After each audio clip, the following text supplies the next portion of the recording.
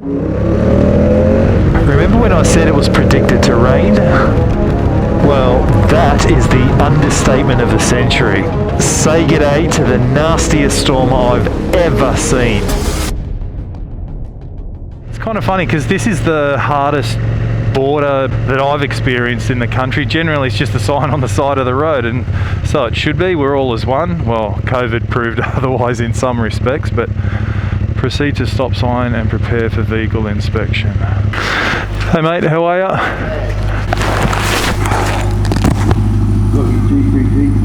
Yeah mate, yeah. Green tick, there you go. Done. Cheers. Okay, no fresh fruit, veggies? We got nothing. No. Yep, just bottles of water. No worries, man. Good to go. Safe travels, eh? Yeah, cheers. Thanks very much. No worries, mate. Yeah, enjoy your day.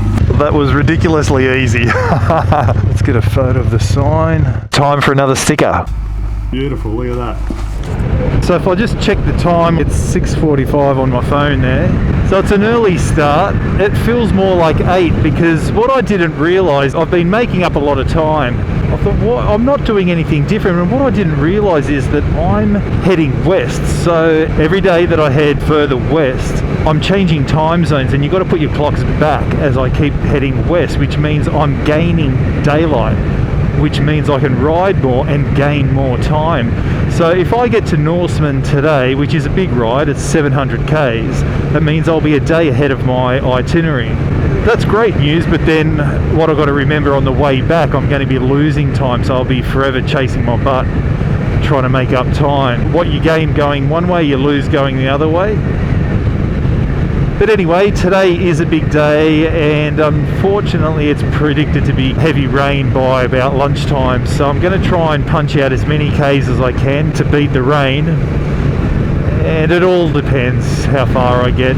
I at least want to get to Balladonia, that's probably about 500 Ks, and then if I get to Norseman, 700 Ks, then that'll be a winner. Today, it's still on the Nullarbor, crossing the Nullarbor, so to speak. Look at that, these plains of nothing. Oh, there you go, Norseman, 700 Ks, yes, maybe. We'll see how we go. That looks like an airstrip out there. But so it very much would be, because the town of Euclid is just, oh, look at those sand dunes, wicked.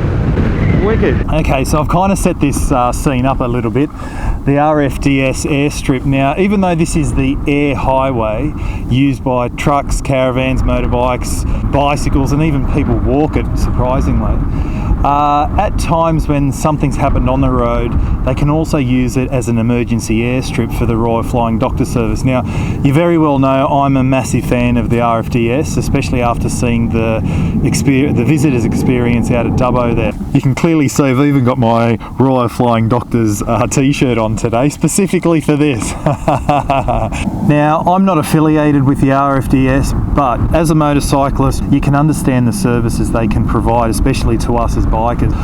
Knock on wood, we never ever have to use their services. However, if you can, slip them a donation. Every trip I do around Australia, I always make a donation before the trip. It's my way of paying it forward so I don't have to use the services of the RFDS, because at the end of the day, that's a bad day on the bike. If anything happens out on the road, they get the roadhouses involved as well. Police come here, block the road, they land the plane. They might do a roo run, depending on what time of day it is, if it's in dawn or dusk or when the animals come out. I'll get a car to run up the road just to sort of shoo the animals off the road there, so the plane can land safely. I'll get the drone up in the air so you can see the airstrip, because they put the piano keys on the road as well.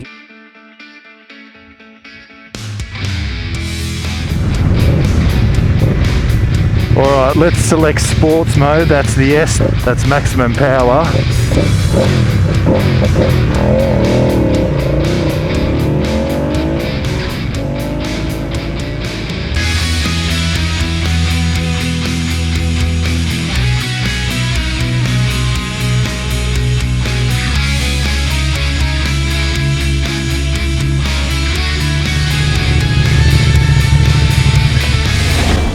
Where'd he bloody well go? Dingo!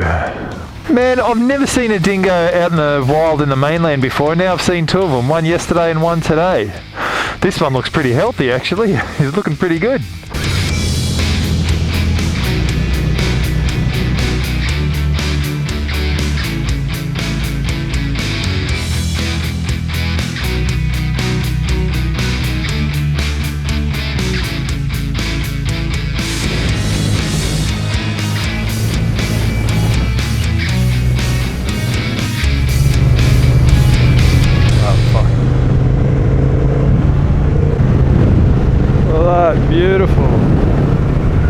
last time I was with Dad, we had we stopped up on top of the hill overlooking the pass and everything. So, far out, man. What's with all the accidents around here? Madeira Pass, look out. That's the one I'm after. Here's a fun fact. Dad isn't into motorbikes, so on our journey across Australia, we relocated a camper van for $1 a day. It was cheap as chips, and it was awesome, and I thoroughly recommend it. Alright, let's get some fuel. Look at that beast. B triple, look at that. What a machine. Imagine driving that thing. Wow. Amazing. Geez, I paid $2.98 at the Nullarbor Roadhouse for 95 octane. What's that? 245 for 98. This is good. Well, still bloody expensive, but better.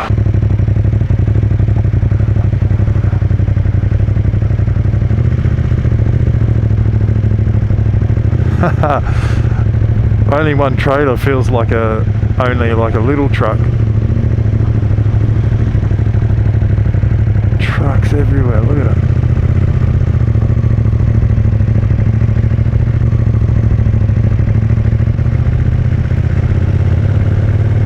Alright, looks like the rain's back again, so I need to make sure I'm all zipped up and buttoned up. Hopefully I can beat it, or I can get as far down the road as I can before the bulk of it starts. You can see it's coming down there. Anyways, GSO Moscow, as my top deck mates would say. Okay, not only should I worry about the rain, but going by these signs, I should also worry about roos, emus, camels, stray livestock, and cyclists. Wow, fair play to you. Alright, ladies and gents, let me show you the worst sign in Australia. But before I do that, I'll just quickly show you what the best sign looks like. On a previous trip, I rode back home via the Bonang Highway, and it was 105 glorious kilometres of twisty roads. So, getting back to the worst sign, here it is. Oh man, look at that! Does that not suck or what? The worst sign in Australia for a motorcyclist. That's rubbish! Oh, what is that about? And then I remember that I've just ridden from Sydney, which, let's just see, that's let's see how much oh wow, it's almost 4,000 k's. So I've ridden 4,000 k's from Sydney, which is pretty much, it was all straight anyway, so I shouldn't really complain about this little section. It's that time of the trip, sticker time, another sticker. That's a massive bummer. I wanted to get the drone up just so you could get that feeling of sensation of what it's like of a straight road from up in the air, but look, I don't know if you can see that, but it says there we're in a no-fly zone. So we're close by an airport here, probably the Kaiguna Roadhouse here.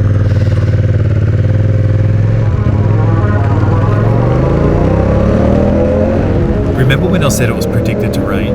Well, that is the understatement of the century. Say g'day to the nastiest storm I have ever seen. Now, just look at this video. I'll play it at normal speed so you can see just how fast the situation deteriorated. The storm moved so fast that I only had seconds to land the drone with great difficulty. Check out the trees.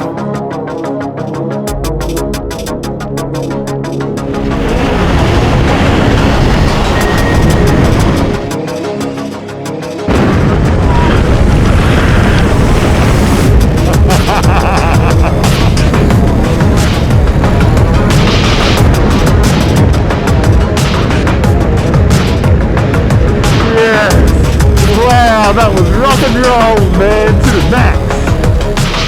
I was rapt to see the storm in my mirrors and head into the sun to dry out. Now, dare I say it wasn't as bad as it looked. Admittedly, the editing made it look worse, but I actually loved every second of it. And wouldn't you know it, the day finished with a glorious sunset. Man, what a day. 700 kilometres later, and after a wet, long and exciting day in the saddle, I reached the small town of Norseman and pulled up stumps at the Norsey pub. There really isn't much else to say other than good night.